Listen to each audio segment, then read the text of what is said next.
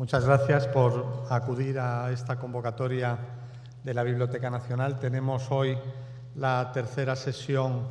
del ciclo de libro Mujeres y Feminismo. Está con nosotros Remedios Zafra, que va a hablar, como bien pone ahí, de un cuarto propio conectado. Remedios es experta en cultura digital y nos trae ese nuevo enfoque del tema, ¿no? Y yo creo que, bueno, en el documento que les reparten a la entrada tienen una ampliación del currículum de Remedios,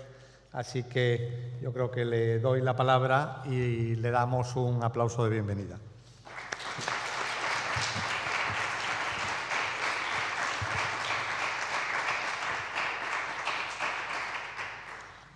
Bueno, pues muchas gracias y buenas tardes. Gracias a todas las personas, muchas caras conocidas que quisiera abrazar o dar un beso antes de comenzar y agradecer que en una ciudad como Madrid, en la que hay tantísimas cosas maravillosas e interesantes, nos dediquéis un ratito a esta cita en la Biblioteca Nacional para hablar de libros, feminismos y mujeres. Gracias a Carlos y a Estrella de Diego y a la Biblioteca Nacional por su invitación. Qué honor formar parte, además de este ciclo, por qué lujo de compañeras. Quería hablaros de un cuarto propio conectado. No sé si pueden poner... Comenzamos. El título de esta conferencia, Un cuarto propio conectado, escritura y feminismo después de Internet, es un título que tiene que ver con mis dos últimos ensayos, Un cuarto propio conectado, Ciberespacio, autogestión del yo, y Hadas, mujeres que crean, programan, prosumen, teclean. Y me pregunto, cuando me invitaron a participar en este ciclo, no pude sino preguntarme qué tiempos estos para hablar de feminismo y de libros, qué tiempos más necesarios para hablar de libros, pero qué tiempos más necesarios sobre todo para no dejar de hablar de feminismo. Ese feminismo que tiene que ver con querer ser libres, con poder ser libres, socialmente iguales y humanamente diferentes. Y antes de empezar a hablar sobre un cuarto propio conectado y sobre las relaciones con la escritura y el feminismo, quisiera aprovechar que nos están grabando y quisiera hacerlo para enviar un saludo al futuro. A mí me gustan mucho las cámaras y entiendo que algo bueno que tienen las cámaras es poder mandar esos mensajes al futuro. Hacerlo además en esta biblioteca que en cierto modo es también garantía de archivo, ¿no? Y seguramente esas palabras quedarán entre estas paredes o quedarán en la red. Y ese mensaje, ese breve mensaje, diría algo así como mensaje desde el año 2014. Ojalá que el futuro, pongamos 2050, 2090 o 2015, ojalá que ese futuro sea mejor para las mujeres. Ojalá que las cosas vayan mejor por aquí y que las leyes que ahora se empeñan en devolvernos al pasado se queden allí, en el que ahora es nuestro pasado. Y ahora quiero volver al presente, a ese presente en el que os quiero hablar de un cuarto propio conectado y de la relación con escritura, feminismo y los libros, y deciros que claro, los libros pueden ayudarnos a no dejar nuestro futuro en manos de otros. Los libros pueden, y hoy más que nunca, época fascinante pero excesiva en su poder de control de la atención, parcialmente definida por tweets, posts, vídeos que a menudo solo consentimos ver como mucho 3 minutos para después cambiar. En ese contexto de velocidad, de rapidez, de urgencia por leer, en ese contexto de cultura aforística, los libros, decía, siguen representando la metáfora del pensamiento y de la capacidad de profundizar en las ideas más allá de un número determinado de caracteres. Pienso además que hay libros que susurran cosas al oído, secretos maravillosos que después nos sorprenden cuando descubrimos que esos secretos nos venían gritando desde hacía tiempo en nuestra vida. A muchas personas nos ha pasado esto con los libros, y con libros concretamente como Una habitación propia de Virginia Woolf, al que cita el título de esta conferencia y el libro en el que están basadas y argumentadas las ideas que iré exponiendo a continuación. Una obra, la de La habitación propia, sobre y para mujeres escritoras a quienes Woolf dirigía su emblemática reflexión hacia el 1929, convertida desde entonces en símbolo de emancipación y reivindicación política feminista y todavía hoy vigente en muchos sentidos, no ya porque esas cosas que nos susurra nos hayan iluminado, sino porque nos han ayudado a quitarnos vendas, a empoderar la mirada, a disentir desde dentro del contexto patriarcal que tradicionalmente las mujeres hemos habitado y que ha operado como espacio de vida y de subordinación, ese contexto que ha sido en muchos casos el hogar. También yo quiero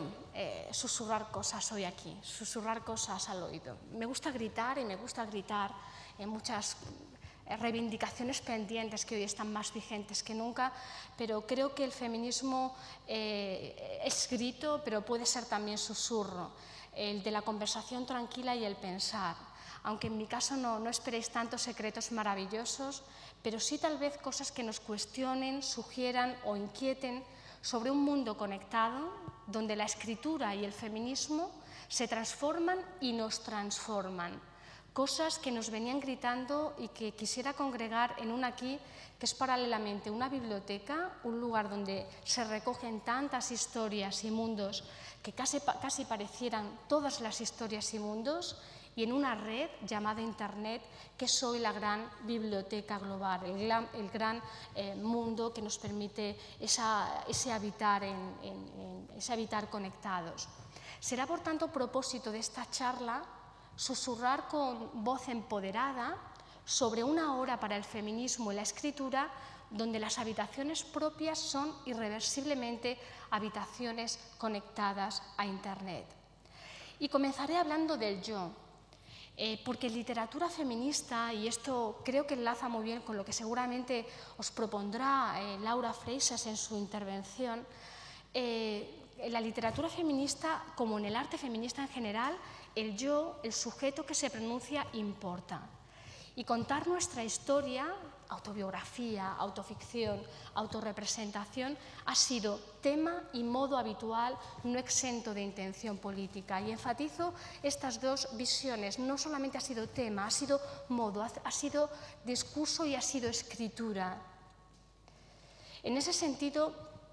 hablar del yo es importante, no es un mero gesto de presentación, sino que tiene también una lectura política de la que no quisiera desprenderme. Por eso voy a empezar compartiendo mi acceso a los libros, al feminismo y al cuarto propio conectado. Y lo haré recordando unos versos de un poema de Wisława Szymborska,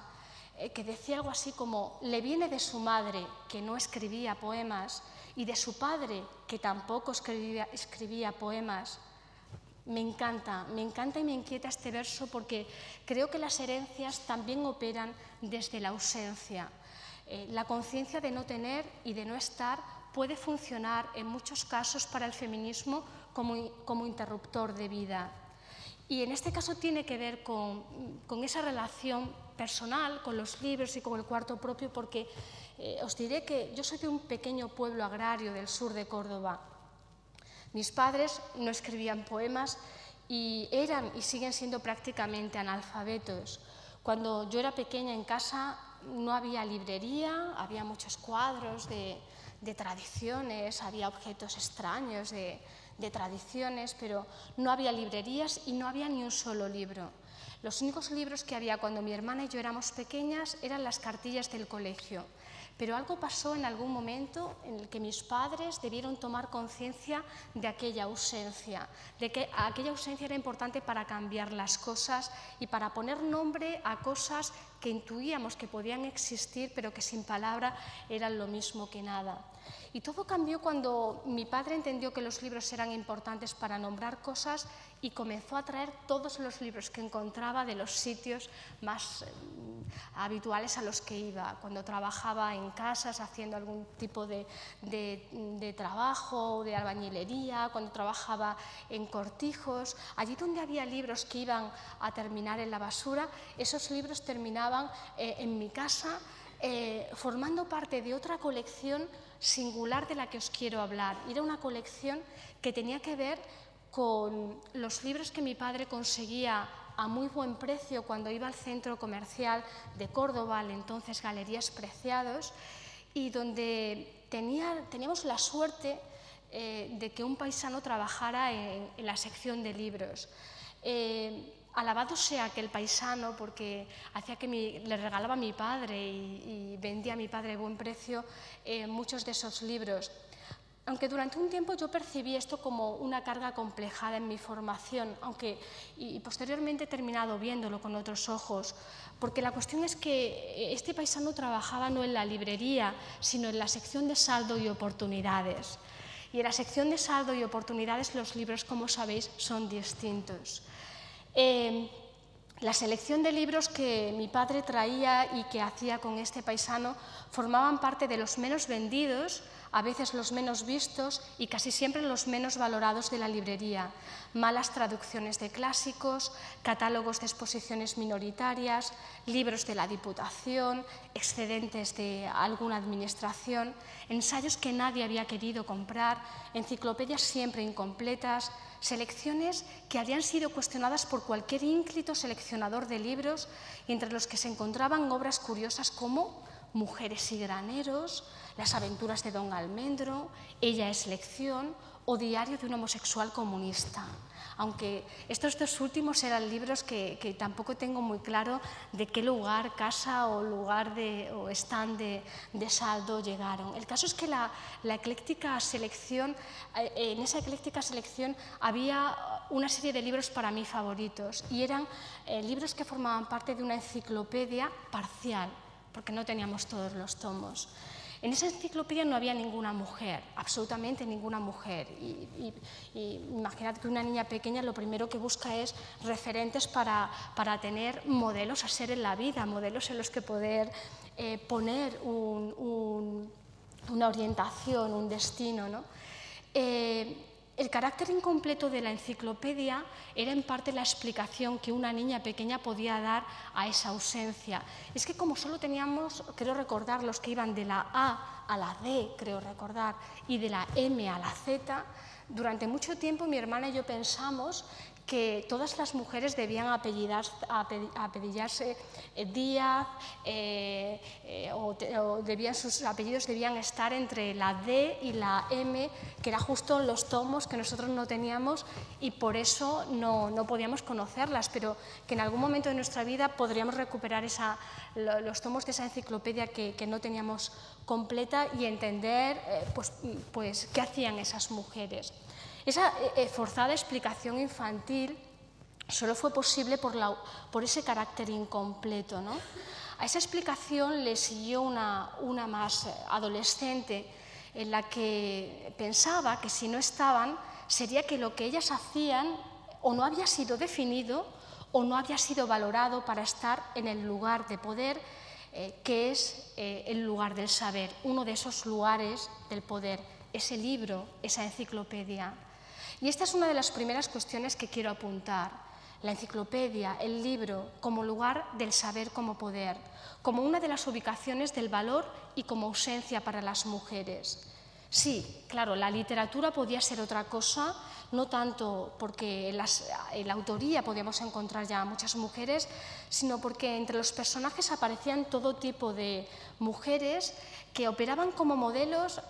nunca de diversidad, modelos que se inspiraban a las niñas, lo eran en los clásicos referentes de madre, esposa o en muchos casos, y en el contexto del que yo provengo, madre, esposa o monja. Pero para mí personalmente ninguno de estos modelos resultaba nada estimulante. Así que todo modelo posible era siempre por rechazo o se apoyaba en las mágicas ausencias de las colecciones incompletas que teníamos en casa. El vacío, qué importante ese vacío, esa ausencia, como forma también de llegar a la identidad.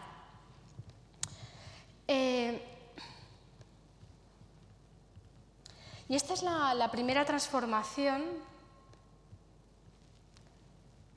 Y esta es la primera transformación de la que quería hablaros en relación al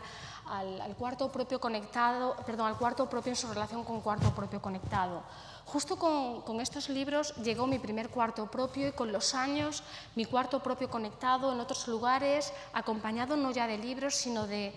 máquinas, primero máquinas de escribir, ordenadores que empezaron a reconfigurar el espacio y a reconfigurar también las librerías. En ambos casos como algo transformador, no solo intelectualmente, políticamente, sino como algo transformador materialmente. Porque en ambos casos un cuarto propio conectado nos obliga a deshacer viejos cuartos y, como decía Donna Haraway, nos obliga también a construir y destruir identidades, categorías, relaciones, historias del espacio.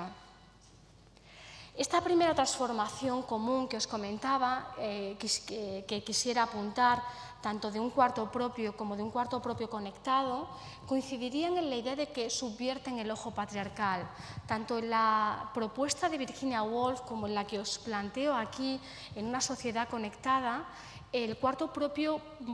opera como un lugar de emancipación para las mujeres escritoras, como una isla potencialmente subversiva dentro del hogar, desde donde pensar y modificar el hogar-mundo patriarcal, donde la alteridad está paralelamente en un lugar de sometimiento y en un lugar de liberación, es decir, un lugar liminar, un lugar donde la otredad en el interior de la casa es en este caso una otredad que cambia, transforma esa casa feminizada. Un cuarto propio forma parte de una casa y como tal la casa ha sido tradicionalmente relacionada con las mujeres, feminizada e identificada con ellas por las actividades que social, cultural y económicamente las supeditaban al cuidado de la familia y a la crianza de los hijos o al cuidado de las personas que allí vivían.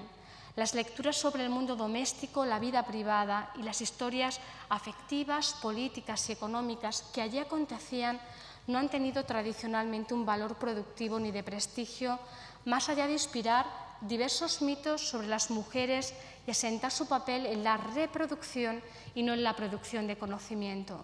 De hecho, los espacios privados, también para la creación, lo han sido durante mucho tiempo para enmudecer sobre ellos, para que durante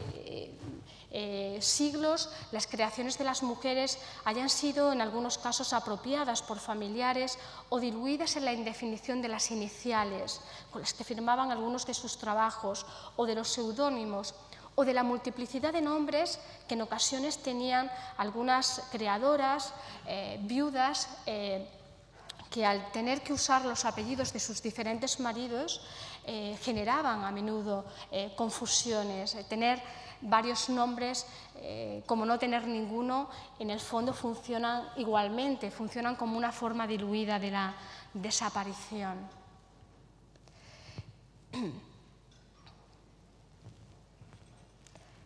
Esta ha sido, digamos, aquí podemos encontrar esa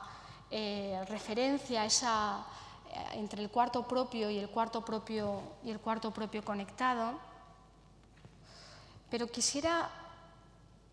hablaros de este cuarto propio conectado como célula diferencial en el espacio privado. La de la habitación propia con la casa siempre se ha presentado como una relación paradójica, rebelándose contra la minusvaloración dada al conjunto. Esta al menos ha sido la propuesta de Virginia Woolf al reivindicar que la estructura y distribución de todo espacio vital es ya un condicionante que asigna a determinadas personas determinadas ocupaciones y por consiguiente distintas expectativas y posibilidades de ser en la vida. La posibilidad de apropiarse del espacio para una redistribución de su uso sería una acción de importante calado político, una acción que reordena el valor y significado de las tareas y las identidades. Y en este entramado, la habitación propia conectada, siendo un espacio privado, funcionaría como un lugar de producción e intervención donde pensar y construir lo público. Un lugar que permite construir identidad y que contiene recuerdos. Esa diferencia que ven muy clara los antropólogos al diferenciar espacio de lugar, considerando el lugar como ese espacio que nos permite construir identidad y que nos permite también trabajar con los recuerdos que contiene y que archiva. Un lugar que opera, que puede hacerlo como espacio público en la red y que por tanto nos hablaría de algo ya innovador, de algo ya diferencial, un espacio público-privado. No se trataría solamente del acceso al mundo y a todos los mundos accesibles, a todas las bibliotecas accesibles, sino de la posibilidad de producir, de escribir y de distribuir, de gestionar vida y de gestionar un trabajo creativo directamente en un contexto que transforma y que nos transforma. Un doble sentido que operaría sobre la escritura, pero también sobre la toma de conciencia feminista. Me parece que ese doble sentido es también asunto esencial en estas ideas que quiero compartir con todos vosotros y vosotras. Las posibilidades que tiene el cuarto propio conectado como esfera de acceso público-privado, no ya solamente para la creación, para acceder a la creación de otros y para producir y, por tanto, distribuir y contactar con los demás a través de nuestras propias creaciones, sino que esa lectura de la creación y la escritura la podemos hacer extensiva también a las lecturas sobre la toma de conciencia y el feminismo en relación a esa ruptura que Internet suscita en el espacio privado, en el espacio antes doméstico-privado, convirtiéndolo en un espacio público-privado. El cuarto propio conectado obviamente suscita su referencia a toda la historia, a toda la narración articulada por Virginia Woolf en relación a cuáles eran las necesidades sustanciales para que una mujer se dedicara a la escritura a principios del siglo XX o a finales del siglo XIX. Virginia Woolf siempre hizo hincapié en dos cuestiones: en la necesidad de tener una remuneración, un dinero para poder vivir sin preocupaciones, y la necesidad de un cuarto propio, de un espacio propio dentro de ese hogar que parecía operar como un lugar donde, habiendo espacio, no había libertad, o no estaba esa sensación de libertad, de poder hacer y controlar el espacio desde un sentido autónomo y no desde la subordinación. Cuando hablamos de un cuarto propio conectado, en este caso no es tanto la necesidad de un espacio propio y dinero. Damos por hecho que esa es una necesidad que en un mundo precario como en el que vivimos parte de una cuestión básica, sino que hoy necesitamos ese ordenador conectado a Internet o esos dispositivos móviles conectados a Internet. Pero hablaremos de la importancia que tiene frente a esos dispositivos más contemporáneos que casi nos orientan y nos animan más a ser consumidores, en tanto que podemos descargar aplicaciones, acceder al mundo, pero difícilmente podemos producir mundo. Por eso ese ordenador pensado para unos ojos que miran, unas manos que teclean, sigue siendo un dispositivo fundamental para esa implicación de las mujeres en la creación y en la toma de conciencia. Este es el esquema que estoy siguiendo en esta intervención, desde esta introducción al lugar que tendría el cuarto propio conectado en relación a una habitación propia y las lecturas que extraemos del vivir crear en el cuarto propio conectado. Hemos pasado a algunos nodos de intensidad y erosión que quisiera compartir con vosotras y vosotros en este momento.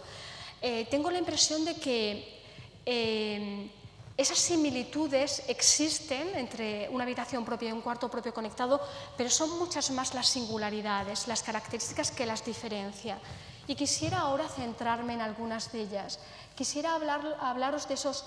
los he denominado nodos de intensidad, pero muchos de ellos apuntan a formas de erosión que hablan de transformaciones en lo que antes llamábamos producción, distribución o producción-consumo, espacios públicos, espacios privados, espacios para la presentación, espacios para la representación. Estos escenarios de gran interés tanto para la creación como para el feminismo están siendo erosionados y sobre ellos quisiera compartir algunas ideas. Quisiera probar a proponer las que en mi opinión serían características del cuarto propio conectado que cambian las condiciones de relación y creación para la escritura y el feminismo. En primer lugar, el cuarto propio conectado opera como tecnotopía, como un lugar para la tecnología, como fuente, como lugar, como punto de partida para la creación y para la toma de conciencia. Como tecnotopía para la escritura y la creación. El cuarto propio sería en ese sentido el estudio, el mejor estudio, personal, horizontal y libre. Operaría como fábrica, lugar creativo, conversor de las personas en productoras y en distribuidoras, cada vez además con menos mediadores, apuntando a la erosión entre la afición y la profesión creativa. Uno de los temas que personalmente más me interesa, pues evidencia la transformación de los clásicos espacios del ocio, la afición y del tiempo propio, donde cada vez más se gestan proyectos que nos punzan y arrastran. Los proyectos que hacemos cuando disponemos del control de nuestro tiempo, cuando nadie nos ve y cuando nos dedicamos a lo que nos motiva o a lo que nos apasiona. El equivalente a esos garajes que para los jóvenes tecnólogos que dieron origen a esa cultura de garaje y a lo que después ha sido Silicon Valley y esos espacios que estaban en el hogar, pero que estaban en esa zona liminar de estar dentro y estar también fuera, donde muchos hombres jóvenes han cacharreado, experimentado, jugado con la tecnología y han logrado algo que a mí me parece absolutamente fascinante y es convertir afición en trabajo. Esto no siempre lo hemos podido hacer las mujeres, siempre había una presión de no pierdas el tiempo y el jugar, experimentar, cacharrear a menudo ha sido sinónimo de perder el tiempo. Afortunadamente esto está cambiando. En este sentido, el cuarto propio conectado es un escenario también biopolítico, un escenario para la subjetividad creadora en torno a un ordenador personal, online, portátil, como os comentaba, un escenario en red que enmarca cada vez más nuestras relaciones laborales y afectivas con los otros, pero que además contribuye a rearticular la gestión de nuestros tiempos propios y nuestra producción frente a diferentes dispositivos electrónicos. Me refiero que no solamente contribuye a facilitarnos una formación, acceso a la formación o a inventar una práctica creativa profesional, sino que también nos permite inventar, crear esas prácticas, a veces no solamente a nivel de afición, como os decía, sino prácticas remuneradas.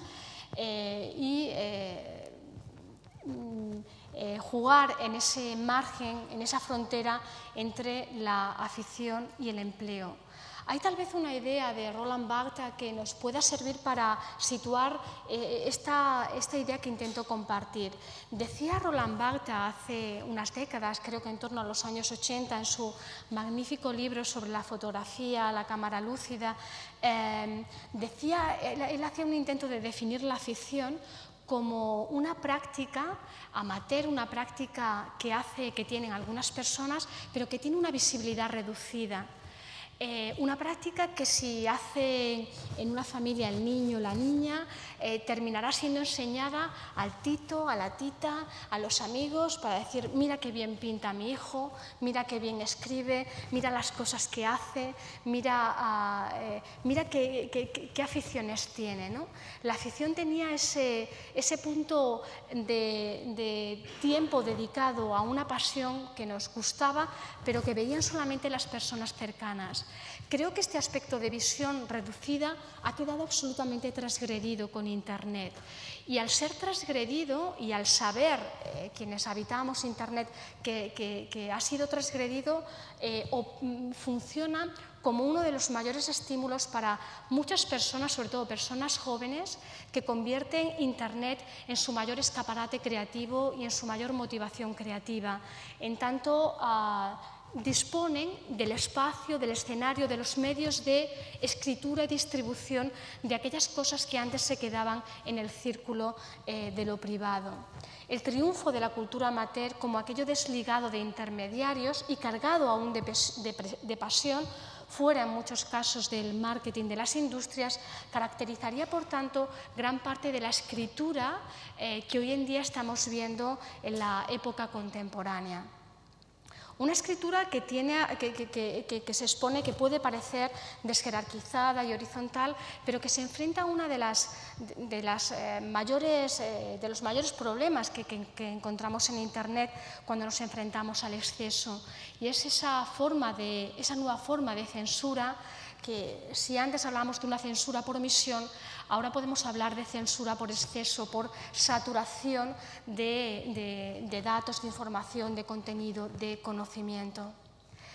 Una cuestión, a mi modo de ver, también hasta cierto punto revolucionaria, sobre todo para quienes nos dedicamos a la educación, sería el desplazamiento de las esferas de producción de conocimiento fuera de los espacios tradicionales de trabajo y educación formal. A mí esto me interesa especialmente porque veo como a menudo gran parte de los proyectos más interesantes que nos vamos encontrando no surgen en los contextos formales del trabajo o de la formación. Y eso, para quienes estamos en la universidad o en el mundo educativo, creo que debe punzarnos y llamarnos la atención sobre qué está pasando. Sería el desplazamiento de las esferas de producción de conocimiento fuera de esos espacios tradicionales, como os comentaba. Los espacios y tiempos propios, los espacios de juego, libertad, de experimentación, aunque también excesivos en sus demandas y posibilidades online, protagonizan hoy la potencia para el feminismo en la escritura en los cuartos propios conectados. El autoaprendizaje en la red, que habla de nuevas generaciones de escritores online y que nos desvela cómo niños de 11 años se convierten en programadores o niñas se convierten en bloggers, y nótese en los modelos a ser también un sesgo de género sobre el que cabría una reflexión. Esta cuestión apunta a la importancia de la autogestión del conocimiento, donde no es ya la imposibilidad del acceso lo que marca ser o no ser, sino la posibilidad de gestionar el exceso y construir motivación y conciencia en el mundo conectado. El modelo tecnológico del poder, donde observamos que ha sido la conversión de una práctica amateur, algo que nos punza y apasiona, en una profesión, y que ha caracterizado esto que llamábamos cultura de garaje, es hoy uno de los modelos que nos moviliza, pero con desiguales posibilidades para todos. El cuarto propio conectado tiene mucho de esa cultura de garaje que os comentaba, pero sigue siendo un espacio orientado al trabajo reflexivo, al trabajo creativo, al trabajo intelectual, frente a esos otros espacios de la producción física y material de tecnología que siguen llevando o que siguen produciendo o dirigiendo a los que hoy formarían esa élite del poder en el mundo, ¿no? Esa nueva élite de poder en el mundo que serían los creadores de nuevos espacios que territorializan la red. Los creadores de Google, Apple, Microsoft, YouTube. A nadie pasa desapercibida la similitud que hay en perfiles de los creadores de estas potentes industrias que en gran medida marcan hoy el poder en el mundo, ¿no? Estos creadores tienen como seña de identidad común que todos son hombres que muy jóvenes han conseguido triunfar, y han conseguido triunfar viniendo de la afición, de esa afición que han convertido en un trabajo. Pero para seguir avanzando en esta cuestión, en relación a la erosión de las diferencias entre ocio y trabajo, entre espacio público y privado, entre afición y empleo a través de Internet, necesitamos hablar también de la creación de las mujeres en los cuartos propios conectados y de su gestión de tiempos. Y necesitamos para hablar de ello necesitamos poner sobre la mesa un nuevo concepto. Un concepto que, aunque parezca nuevo, es un concepto que al feminismo y a la antropología especialmente le resulta familiar. Me refiero al prosumo. El prosumo es un término de época, un término que nos obliga a repensar la clásica estructura de producción, consumo y distribución cultural. Como tal, prosumo es un acrónimo formado por la unión de los términos producir y consumir, relativo a las actividades que pueden entenderse como parte del consumo, pero que precisan ser producidas parcialmente, culminadas o personalizadas en su proceso de terminación. Por ejemplo, muebles que se venden desmontados y que nos venden como muebles a través de imagen. Negocios como IKEA, por ejemplo, son una clásica, hablan de una clásica forma de prosumo, ¿no? Se vende una imagen, pero realmente lo que nos están vendiendo es un montaje a cambio de nuestro tiempo para montarlo. Multitud de negocios como restaurantes de comida preparada, autoservicios en supermercados, gasolineras, ropa a customizar, habla de una seña de época que tiene mucho que ver con el prosumo, con el ahorro de costes al productor y de pago al consumidor, a cambio de requerirle una cantidad de tiempo para finalizar o personalizar un producto. Y esto que parece que tiene que ver con economía o con algo lejano a la escritura no tiene tanta lejanía, porque forma cada vez más parte de nuestra vida online y del cómo estamos construyendo Internet. Prosumo es también una palabra empleada especialmente en Internet y en el mundo de la informática, emparentada con las prácticas del do it yourself, hazlo tú mismo. Actividades que aluden a tareas que antes hacían profesionales de un oficio y que ahora podemos hacer cualquiera de nosotros gracias a eso que llamamos tecnología de uso cotidiano y a la aparición de aparatos y programas complejos, pero fáciles de usar y de precio asequible. Y es sobre todo en el ámbito de la cultura donde quisiera hacer una precisión sobre este término, el término prosumo, porque prosumo implicaría también un cambio del estatuto del consumidor de símbolos, de forma que el sujeto no es ya un sujeto pasivo que lee, escucha y asimila información, sino que la construye, manipula, apropia y resignifica en un marco de transformación de las formas de acceso a los símbolos en las redes. Para antropólogos como Canclini, el prosumo se produce en una cierta circularidad descentrada, donde los consumidores de símbolos son resignificados, pudiendo modificar e intervenir lo recibido, haciéndolo circular de nuevo. Ejemplos claros serían Wikipedia, donde somos consumidores pero a la par somos productores de aquello que consumimos, o las redes sociales en las que somos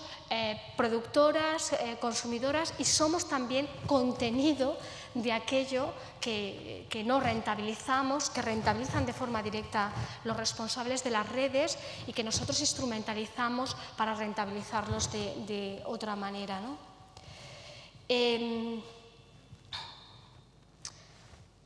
Estos ejemplos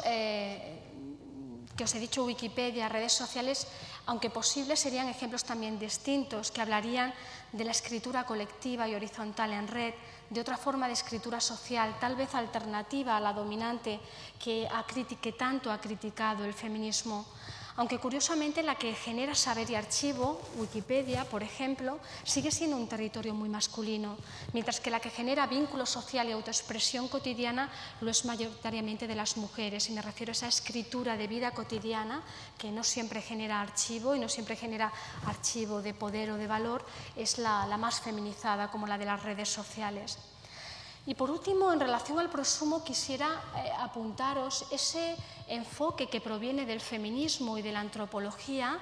y que ha relacionado el prosumo con el trabajo doméstico. De hecho, muchos autores y autoras hablan del prosumo en relación a las redes sociales y olvidando que desde hace mucho tiempo, cuando se habla de tareas como el voluntariado, pero especialmente cuando se habla del trabajo doméstico, estamos hablando de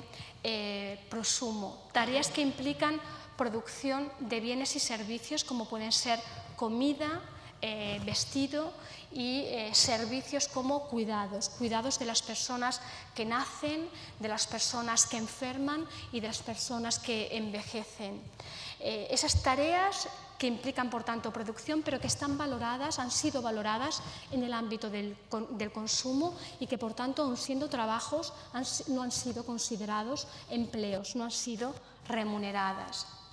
Esta concepción nos desvela uno de los riesgos en el trabajo creativo en las redes, el ser neutralizado por las prácticas del prosumo si se conciben de manera desigualitaria, es decir, si se atribuyen solo a una parte de las personas, animándonos a autogestionar nuestro trabajo, limitando en gran medida nuestro tiempo propio a través de las empresas ideadas para generar nuevas dependencias de autogestión del yo y de gestión colectiva del conocimiento y la creación, mientras pareciera que son los mismos los que siguen lucrándose y obteniendo valor y prestigio de su trabajo.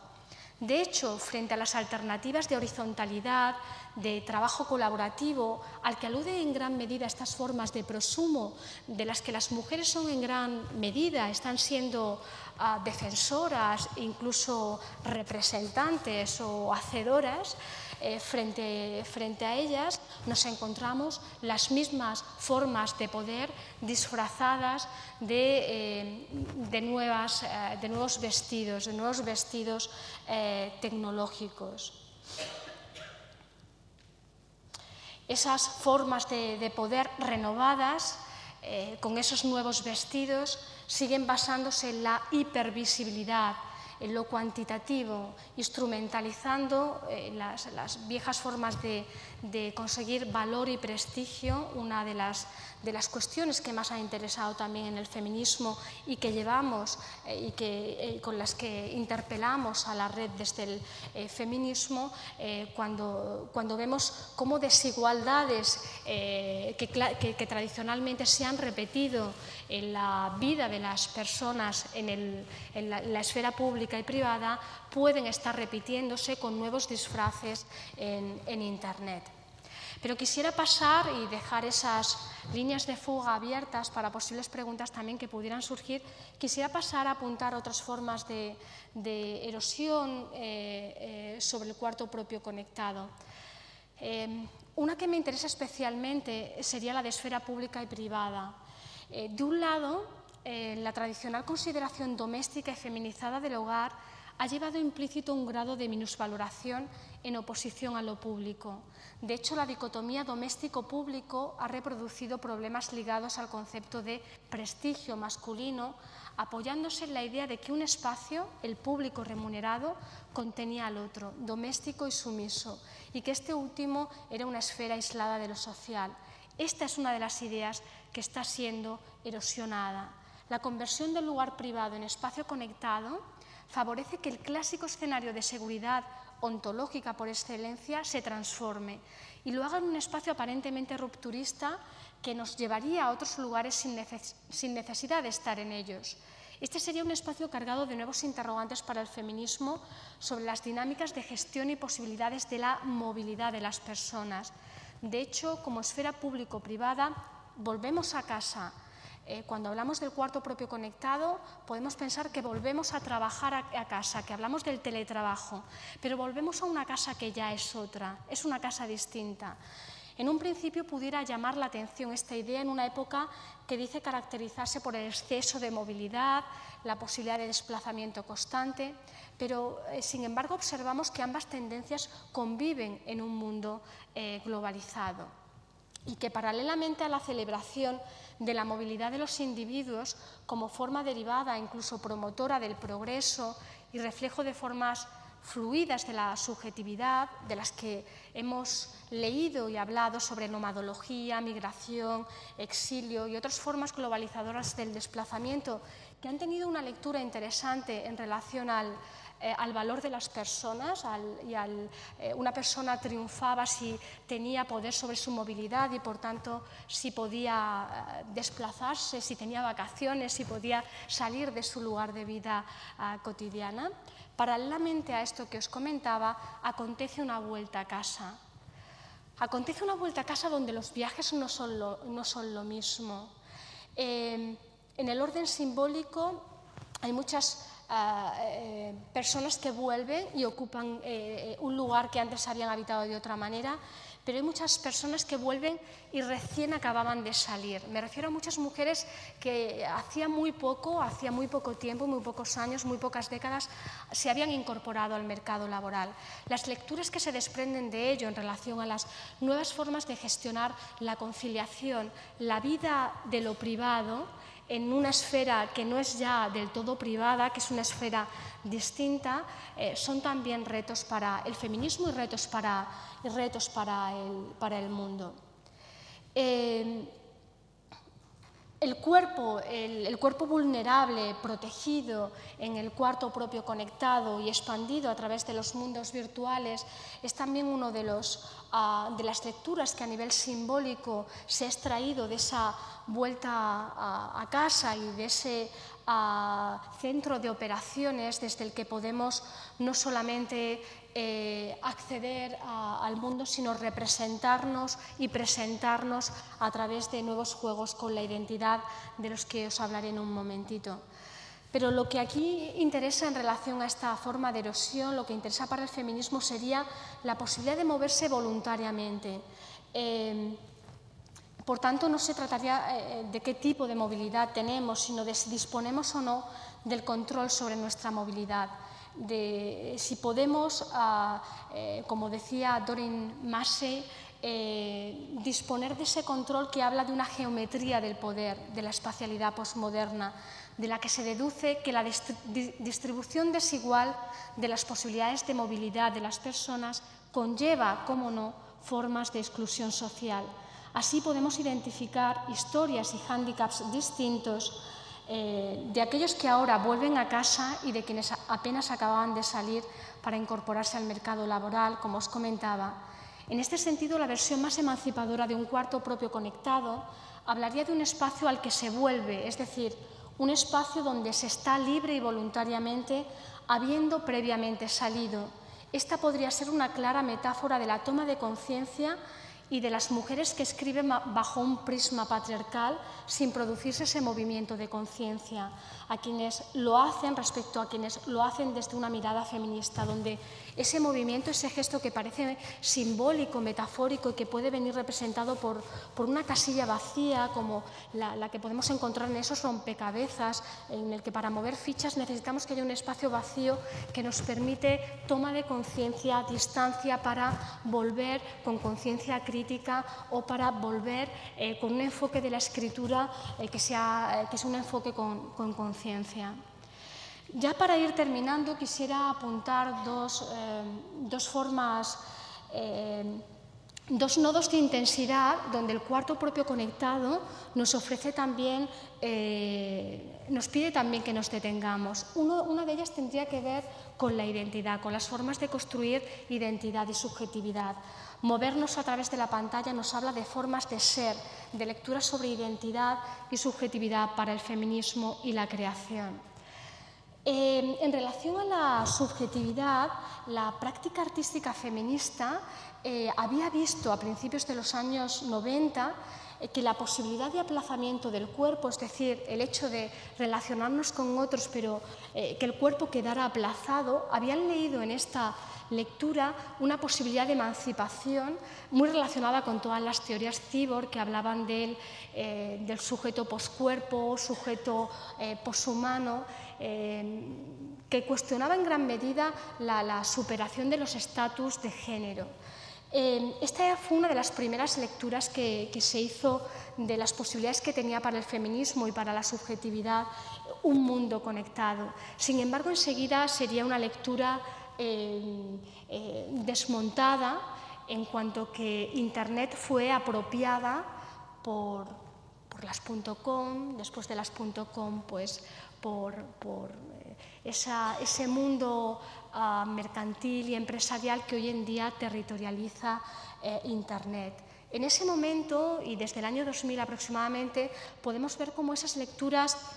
que muchas feministas y sobre todo artistas feministas habían anunciado de esa posibilidad de la red como un espacio de relación donde los lastres del cuerpo y de los estatus del cuerpo quedarían aplazados. Esto no solamente no aconteció, sino que las formas en las que se construyó Internet lo que han acentuado es una subjetividad mucho más apoyada en un yo real, en un yo siempre acreditado por imágenes de realidad. El yo parece ser hoy en día el protagonista de Internet, el yo a través de la demanda constante de actualización de nuestros perfiles, ya sean perfiles de relación con otros como redes sociales tipo Facebook o perfiles o imágenes en redes más apoyadas en la imagen. La red en ese sentido ha evolucionado en una línea de hipervisibilización del yo acreditado por imágenes de realidad, por fotografías de mundo, alimentado por dispositivos para la autorrepresentación. Las escritoras, especialmente más jóvenes, se valen de los espacios de escritura como los blogs, microblogs, revistas online y redes sociales para ser en el mundo estando y creando en Internet. Una forma de creación cada vez más centrada en la autopromoción del yo, en una obra que descansa en el mantenimiento de un yo como marca, en clara sintonía con los espacios online demandantes de vidas y realidad o autoficción, narrada a golpe de post, tweet, fotos, vídeos, donde lo importante no es ya o no es solamente la obra, sino el proceso de la vida narrada en primera persona, con un nuevo tipo de aura, un aura que va registrando y archivando esa vida de autoría y que nos va creando nuevas dependencias. Sin embargo, frente a esa lectura que podemos extraer de las redes en relación a una subjetividad más apoyada en un yo sustentado en lo real, las lecturas que podemos extraer para el feminismo de cómo esa subjetividad se relaciona con las distintas formas de identidad, es decir, cómo se pasa del yo al nosotros o del yo al nosotras en Internet, las lecturas también son interesantes y cargadas de matices. Por un lado, podemos encontrar una multitud de individualidades caracterizada por lo que yo a menudo denomino vínculos ligeros. Vínculos que a menudo son la afición, el compartir proyectos que nos unen, la edad, esos vínculos ligeros que caracterizan comunidades a menudo efímeras y que están lejos de esos clásicos vínculos fuertes que nos hablaban de los vínculos políticos, morales o éticos, de los vínculos que tenemos en mente de los años 60, por ejemplo. Sin embargo, la transformación de Internet paralela a las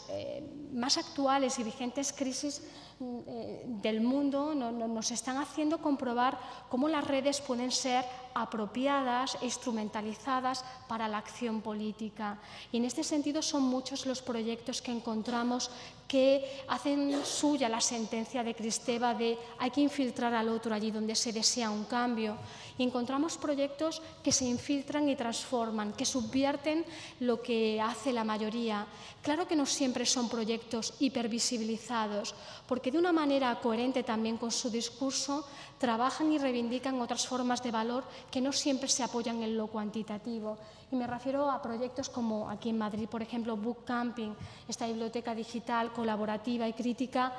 y feminista nacida del 15M, o a multitud de proyectos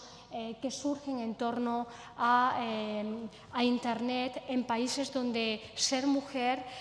supone un peligro de vida para quien se expresa. Esas distintas posibilidades de crear red y de crear identidad y de crear nosotras ha sido revolucionaria, no solamente especialmente para el feminismo, y para las escritoras lo ha sido en relación a este otro, ya casi para terminar, nodo de intensidad del que os quería hablar, los modos de hacer. Si hay algo que ha diferenciado el arte feminista de otras prácticas artísticas, ha sido el énfasis en el modo, en la escritura. La escritura es una crítica, puede operar como crítica al logocentrismo, como crítica al discurso. Por eso muchas artistas feministas han puesto el énfasis en la manera en la que transmiten una idea, en la manera en la que experimentan. Y en este sentido sí que encontramos multitud de propuestas experimentales que ya no se conforman con que las ubiquen en el ámbito de la disciplina, esa disciplina que es también mano o herramienta del neoliberalismo más evidente, ¿no? Frente a la disciplina y frente al discurso encajonado, las propuestas de muchas artistas que trabajan con tecnología es hacerlo en la liminaridad, trabajar tanto en la escritura como en una producción creativa difícil de enmarcar. Antes hablábamos, Estrella y yo, de la dificultad que tienen muchos de nuestros libros para ser situados en una estantería, en una librería o en una biblioteca. Y seguro que esto le pasa a la mayor parte de escritoras feministas cuando hacen ensayo o cuando trabajan con pensamiento y con reflexión, porque trabajamos desde muchos enfoques y desde estilos que a menudo no son exactamente ensayo, no son exactamente literatura, pero son o quieren ser estilos, escrituras políticamente comprometidas. En los modos de hacer también quería llamar la atención sobre cómo el cuarto conectado ha convertido a las mujeres que tenían un acceso a la tecnología limitado a la mediación, estas tecleadoras, maquiladoras, teleoperadoras, mujeres que han tenido un acceso privilegiado en muchos casos a los ordenadores, pero que no ha sido un acceso emancipador, sino que ha sido un acceso que las ha convertido en esas agentes de mediación y transcripción del trabajo hecho por otros, normalmente con trabajos precarios a tiempo parcial, y que en ningún caso les ha facilitado la producción, la ideación de historia, ni tampoco la ideación de tecnología. Hay algunas estrategias que desarrollo como se deben desarrollar, yo creo que las cosas en los tiempos que corren, con más pausa y con tiempo. Las conferencias son una manera de desarrollarlo porque nos permiten un tiempo, aunque a las personas que hablamos demasiado siempre se nos hace el tiempo demasiado corto. Pero para quienes os interesen estrategias de artistas feministas y ciberfeministas, os recomiendo el libro de Hadas, Mujeres que crean, programan, prosumen, teclean, porque esas estrategias están colocadas en este libro con una intención propositiva, con intención de ser apropiadas en distintos contextos vitales y laborales para generar algún tipo de conciencia crítica y feminista. Y ya sí, termino como última idea. Pienso que la mayor potencia del cuarto propio conectado es que se ubica y favorece la concentración y los espacios de distancia y resistencia necesarios tanto para la creación como para el feminismo. Y si puede ser emancipador, no lo es tanto por la posibilidad de acceso al mundo a través de la red, sino por la posibilidad de autogestión de ese acceso, desde la distancia crítica y el control sobre los tiempos. Entonces, podría funcionar como resistencia al presente continuo, a la velocidad que pareciera convertirnos a todos en recolectores de información y no en creadores de conocimiento. Apunto esta idea porque si hay personas aquí que trabajan en la educación, posiblemente coincidirán conmigo, coincidiremos en que últimamente cuando se crea un trabajo de reflexión, esos trabajos están llenos de multitud de citas que parece que hubieran convertido a los estudiantes en recolectores. O sea, yo a menudo lo relaciono con esa idea con esa fase también del ser humano en la que pasamos de ser recolectores a ser personas que cultivábamos y que cosechábamos. Ahora diera la impresión de que vamos recogiendo información y no siempre esa información ni es leída ni es puesta en conversación con aquello con lo que lo ubicamos, ¿no? Forma parte de esa velocidad que caracteriza la cultura digital contemporánea. Esta reclama o esta proclama final que hago es hacia la concentración. El cuarto propio como lugar donde la concentración puede enfrentarse a la dispersión de un mundo acelerado, ayudándonos a recuperar la capacidad de atención. Para ello creo que el énfasis estaría en la gestión de los espacios y tiempos propios frente al flujo incesante y disperso de voces, datos que caracteriza la época. Este espacio propio para cada cual se configura como particular centro de operaciones, como laboratorio y estudio. Un cuarto propio conectado sería un potencial escenario donde surgen nuevas posibilidades respecto a sistemas disciplinares de producción y difusión creativa, de forma que el tándem sujeto-máquina online en un espacio de concentración privado se posiciona como uno de los más importantes, o podría posicionarse, mejor dicho, como uno de los más importantes territorios contemporáneos de experimentación digital y reflexión política, acaso la más potente tecnotopía creativa. Solo con la concentración podemos enfrentar lo que pensadores como Walter Benjamin calificaron como recepción en estado de distracción, sobre la que basaba el análisis de la subjetividad moderna, o lo que autores como Crady diagnostican como característica de la desintegración subjetiva en las últimas décadas. Me refiero a la deficiencia de la capacidad de atención. El cuarto propio conectado podría funcionar como escenario para la escritura y el feminismo, donde enfrentar ese poder patriarcal que no dice sí o que no dice no, sino ese poder que atraviesa las cosas, ese poder sutil que fascina por perverso, ese poder silencioso que produce imaginario, que produce saber, que suscita placeres, que disciplina y que crea cuerpo social, que limita pero que también arropa y que en ese sentido nos reconforta porque crea identidad. Por eso nos hace difícil romper esa tendencia a repetir lo previsible. Justo ese poder que nos induce a tolerar el poder invisible y que nos anima a repetir el mundo en sus formas de dominio y desigualdad. Ese poder que ha excluido del poder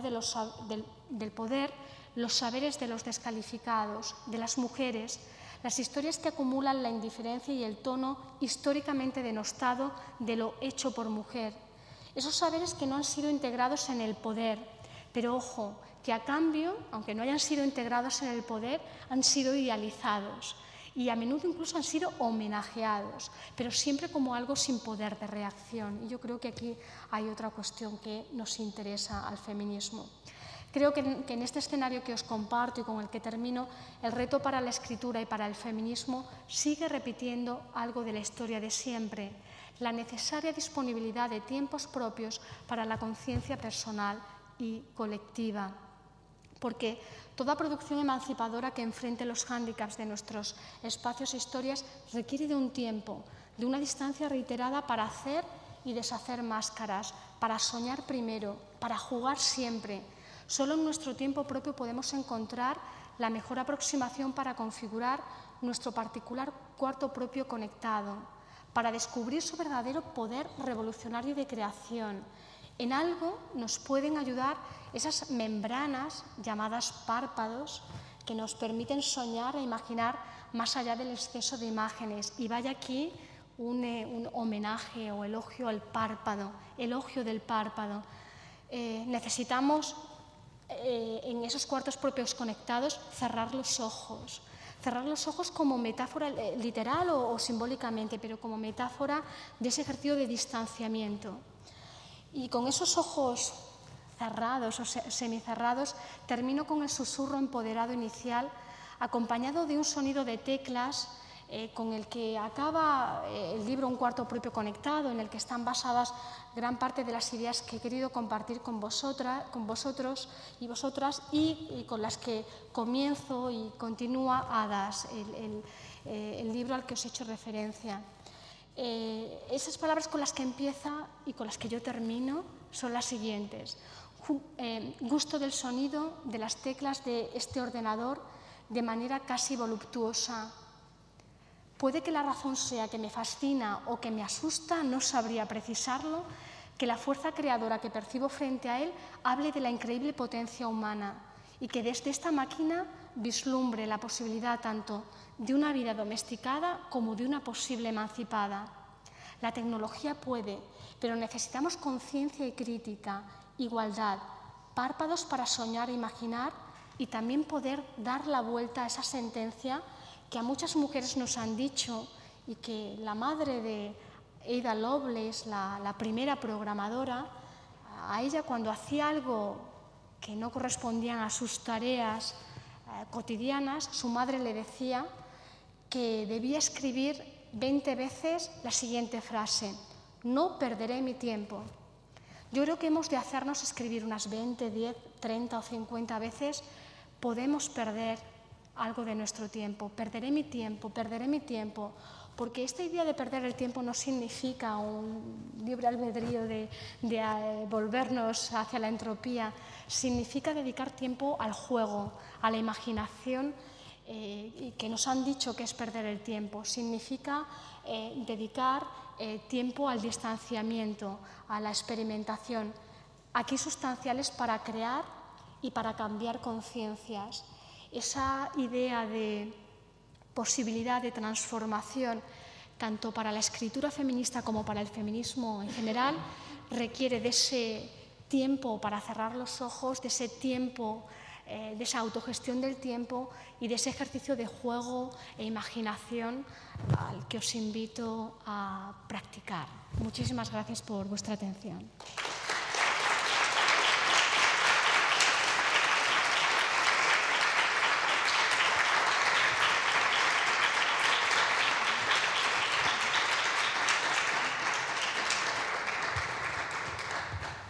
Bueno, me he pasado algo de lo previsto, pero sí que me gustaría que, bueno, si tenéis preguntas, si queréis comentar algo en relación a lo que hemos dicho o a lo que hemos dejado sin decir. Me siento en esta... ¿Se me escucha bien con este micro?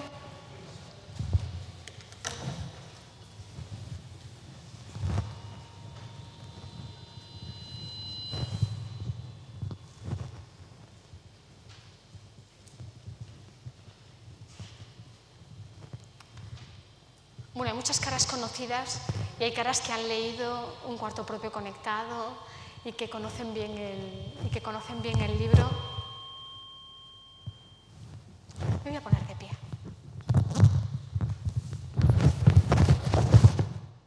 Ahora, utilizo este que lo tenemos domesticado.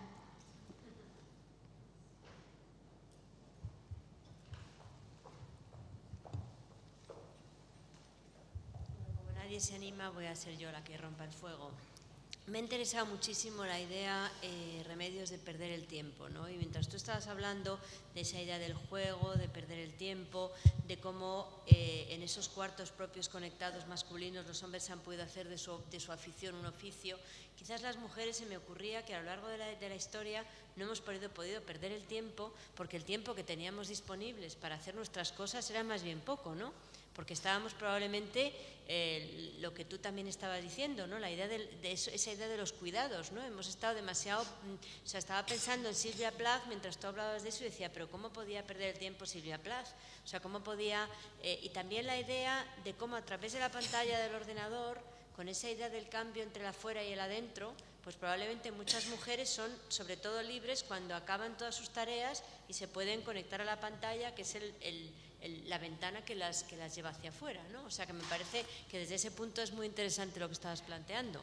Sí, yo creo que la idea, también hay un uso de la expresión tiempo propio que cuando hablamos de las mujeres debiéramos entrecomillar, porque cuando hablamos de tiempo propio todo el mundo puede entender un tiempo para nosotras, pero es que hasta hace muy poco y aún hoy en día el tiempo propio de muchas mujeres es un tiempo compartido, es el tiempo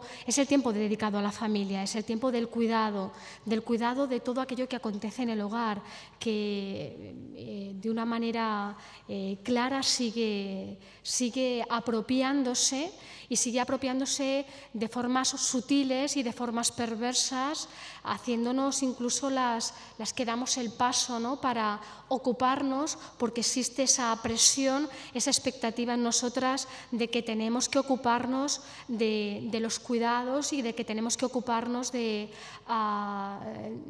todas aquellas tareas con esas otras máquinas low-tech, ¿no?, esas máquinas que a menudo nos salen cuando se habla sobre mujeres y tecnología. Se habla de las grandes máquinas, pero no se hablan de la mini pimer, la máquina de coser o de la máquina de lavar, ¿no?, de la lavadora. Eso son máquinas que se han manejado pero que no han conllevado un trabajo creativo. Yo creo que esa sería una cuestión a tener en cuenta, ¿no?, el que el trabajo, cuando hablamos de tiempo propio, no hablamos de las mismas cosas, y que el tiempo propio es algo que no hemos sentido propio las mujeres, y aún hoy, con los cambios que derivados de la vuelta al hogar a través del teletrabajo, están siendo, si cabe, más complejos, porque en el hogar tenemos que redistribuir no solamente esas tareas que antes hacíamos, sino compaginarlas con el trabajo, y con unos tipos de trabajo cada vez más inmersivos, en los que, si hay pasión y si hay vocación, parece no haber tiempo para terminarlos, de forma que nos encontramos muchas personas, hombres y mujeres, pero tal vez todavía más las mujeres, en esa situación de una saturación relativa a la gestión de nuestros tiempos propios. Yo creo que hay una estrategia que viene al cuento y que me gustaría compartir con todas vosotras y vosotros. Es una estrategia que se cuenta en el libro de Hadas, y que yo le pongo el epígrafe de la necesidad de bajar al ángel del cielo y de matar al ángel de la casa. Es una cita a la teórica Rosy Braidotti, que a su vez se basa también en la cita al ángel del hogar de Virginia Woolf y de otras autoras, pero alude a que para que realmente sea posible una autogestión del tiempo, necesitamos un doble movimiento. De nada sirve empoderarnos en el juego, en el tiempo propio, si en el hogar, donde hay veces que las familias son solo mujeres, pero hay veces que las familias son hombres y mujeres, son clásicas familias, de nada sirve apropiarnos de ese tiempo si no hay una transformación también en relación a la masculinidad y a los hombres. Cuando esa estrategia habla de la necesidad de bajar al ángel del cielo, en el sentido de que la masculinidad necesita reconciliarse con la materialidad. La masculinidad del hombre ha sido identificado con lo abstracto, con la subjetividad, pero desde el feminismo se reivindica, cuando hablamos de esas nuevas formas de masculinidad, se reivindican que los hombres se reconcilien con los cuerpos, en lo que tiene que ver también con el cuidado y afecto de los cuerpos. Incluso revalorizar esa tarea que ha sido a menudo denostada por feminizada, dar valor a una tarea, dignificar esa tarea que forma parte de uno de los pilares del ser humano. Yo creo que ese doble movimiento de que los hombres entren en el cuidado, en un cuidado de los cuerpos, que entren en la materialidad, y que las mujeres abandonen ese rol de subordinación que viene representado de una manera exagerada, pero que todavía existe hoy en día, de ángel del hogar o de persona que lo hace todo, o sea, que puede con el trabajo de fuera y que después hace también el trabajo en casa, y que por lo tanto su tiempo propio está absolutamente aniquilado. Si no hay un movimiento en esos sentidos, yo creo que la transformación en esos espacios, hogar, esfera pública, privada, no van a ser posibles. Son transformaciones necesarias para que haya cambio social.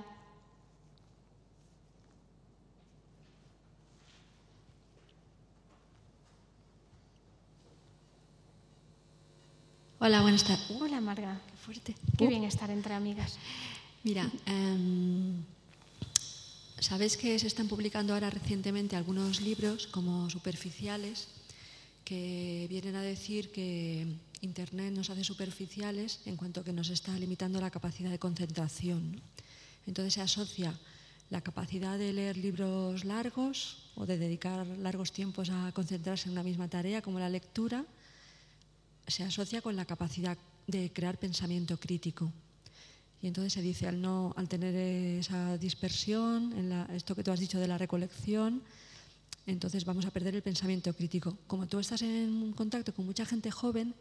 te quería preguntar si realmente una cosa va con la otra. O sea, si el hecho de que la continua conexión nos lleve a estar cambiando de pantalla significa que se pierde el pensamiento crítico. O quizá es que se puede hacer de también otra la manera. dispersión. Yo creo que estamos en un momento en el que hay varias respuestas posibles. Una respuesta es que se está transformando en otra cosa, probablemente. Pero sí está claro que, y esto es una apreciación personal, en parte personal y en parte también derivada de las lecturas de la sociología de Internet, ¿no? Y de cómo se está usando Internet. La forma de acceso a Internet a través de posts, a través de tweets, de mensajes cortos, incluso tal vez la más evidente en los vídeos. Si tenéis canales de vídeo en YouTube o en algún otro espacio, la media, yo en las últimas semanas he estado haciendo un experimento viendo, porque hemos subido mi compañero y yo varios vídeos sobre filosofía a YouTube, y vídeos que creo que tienen una duración de 20, 30, 35 minutos. Y nos fascinó que hubiera cientos de descargas, pero cuando vimos el tiempo que se dedicaba, que dedicaban a verlos, en España no pasaban de 3 minutos. En Argentina tal vez llegaban a 5, lo más. Pero claro, llama la atención el que tienes una grandísima disponibilidad de material, pero hay una sensación de celeridad, de acumular y de recolectar para leer cuando tengas tiempo, y resulta que nunca tienes tiempo, ¿no? Y yo sí estoy de acuerdo con que hay una característica de las generaciones más jóvenes, incluso de las personas que cada vez más habitamos en Internet, en relación a los hábitos de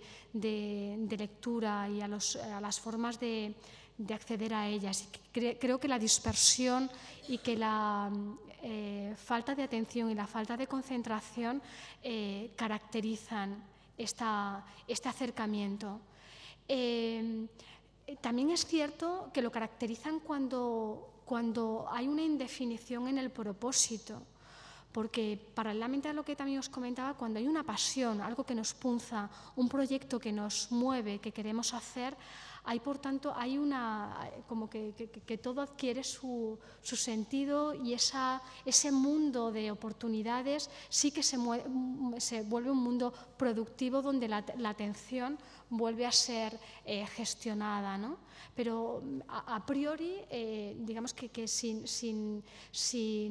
objetivo, Internet y las industrias que sustentan Internet tienden a esa dispersión más centrada en la creación de dependencias de yo y de relaciones, ¿no? Más centrado en la creación de relaciones sociales, de mantenimientos de perfiles propios y más alejados de lo que sería el clásico ejemplo de pensamiento representado por un libro. Yo no quisiera hacer aquí una apología de los libros en contra de Internet, al contrario, pero creo que forman parte de lo mismo, que no pueden ser excluidos, que la lectura, que leer el libro, sea en PDF o sea el libro en papel, sigue siendo algo fundamental, porque necesitamos esa capacidad de profundización para poder desarrollar un pensamiento crítico y no estar al vaivén de los comentarios que vemos en un lado o en otro, y que no se sustentan en ideas que hemos sido capaces de construir nosotros mismos a través de las lecturas que hemos hecho.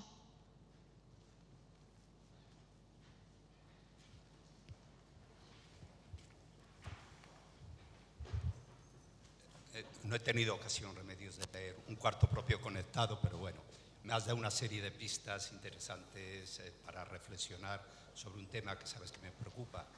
aunque sí he leído Lo mejor no es que te vayas, que fue el premio literario de mujeres rurales. Entonces, has hecho unos antecedentes a tu pasado de agricultor, de mundo rural. Tú cuando estabas en ese mundo demostraste un interés por el conocimiento, por el saber, sin el desarrollo tecnológico que en estos momentos hay. Mi pregunta concreta es, ¿tú crees que en este momento en tu pueblo, con los recursos que pueden tener tecnológicos las jóvenes generaciones, especialmente mujeres, estas posibilidades, este cuarto propio conectado, está sirviendo realmente para que jóvenes generaciones consigan un proceso de identidad femenina de su propio yo? Pues esta pregunta que haces creo que es muy importante, porque pareciera que sí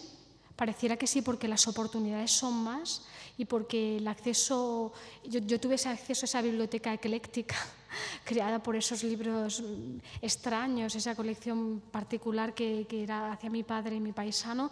pero hoy en día es verdad que niñas y niños tienen acceso a las mayores y más ingentes bibliotecas a través de Internet. Pero estamos viviendo en un momento de desajuste importantísimo porque ese acceso no está siendo gestionado o no está sabiéndose gestionar todavía desde la educación. En la educación seguimos viviendo con modelos más arcaicos, más propios de otras décadas y se está limitando el trabajo con tecnología a algo complementario y transversal y se está olvidando la necesidad que tenemos desde la educación formal y también desde los contextos no formales y familiares de educación de ayudar, crear las condiciones para que esa gestión sea una gestión productiva y una gestión que promueva también un pensamiento crítico, que cuando menos permita hacer preguntas. Porque si el acceso es por sí solo a través de los chicos y chicas, pues puede ser cualquier cosa, claro, pero mi temor es que pueda estar cada vez más segregado porque las industrias tienden a considerar como perfiles de usuarios consumidores potenciales a niños y a niñas para cosas muy diferentes y solo hay que dar un vistazo a no sé, a una zona, a una juguetería para ver cómo depolarizado está el mundo cuando hablamos de niños y de niñas y a nivel de juegos para niños y para niñas, que tal vez sea el primer acceso que tienen ellos a la tecnología es a través de juegos, después a través de Internet y en este caso yo creo que hay un riesgo muy grande y es el que la industria tienda a la estetización de las niñas y hacia una orientación de las niñas como las mejores consumidoras futuras, ¿no? Con esos mundos pletóricos de estética y de complementos que parecen proponerles como modelos, ¿no? Creo que bueno, no obstante hay muchos matices posibles y muchas lecturas posibles. Pienso que la posibilidad de que sea,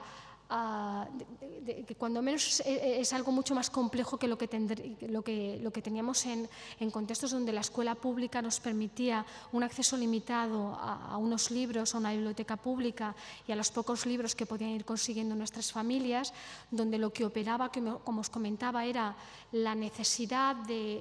ante la clara visualización de la ausencia,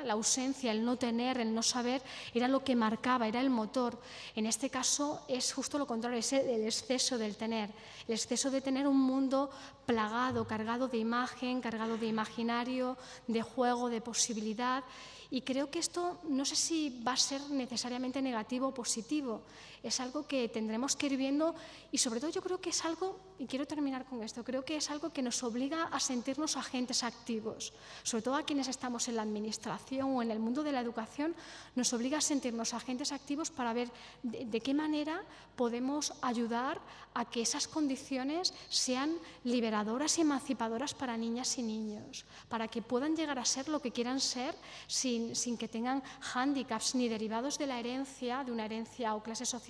como la que pudimos tener algunas personas en el pasado, ni derivados tampoco de otros hándicaps de género como son los derivados de las industrias del imaginario, de la imagen más estetizadas. He hecho una reflexión que no sé si te ha respondido.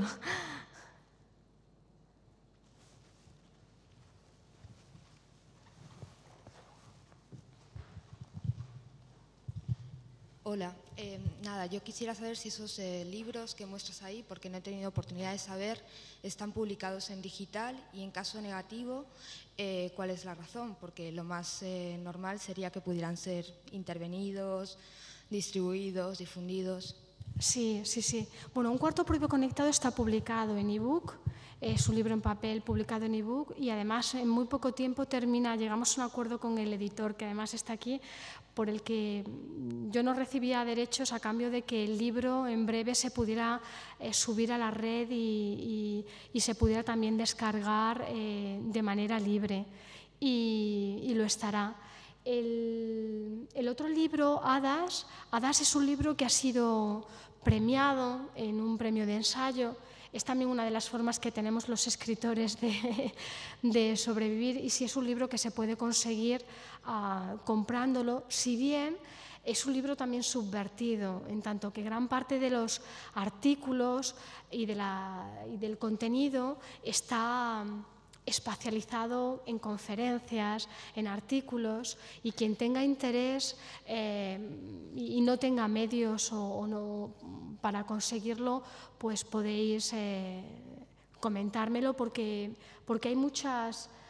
maneras de llegar a esos contenidos y además de intervenirlos tanto en debates como estos, como también a través de proyectos como los que se están haciendo en Traficantes de Sueños. Está ahora mismo un proyecto fantástico en el que también participa Margarita Padilla, donde se está trabajando sobre un cuarto propio conectado y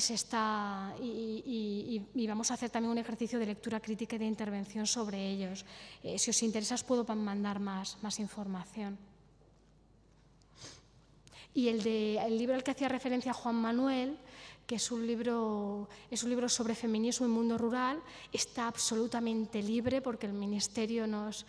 permitió, al ganar un premio, llegamos al acuerdo de poder subirlo gratuitamente a la red y se puede descargar en PDF y ser utilizado por quien quiera y leído, espero, por cualquiera.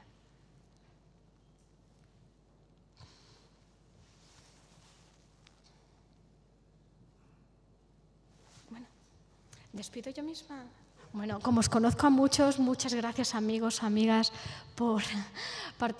haber venido. Me ha hecho muchísima ilusión. A quienes no os conozco, gracias por compartir este tiempo y por la paciencia, por haberme excedido un poquito más de lo habitual y animaros a continuar la charla a través del correo electrónico, a través de las redes, o viéndonos por la calle y tomando algo también. Muchísimas gracias.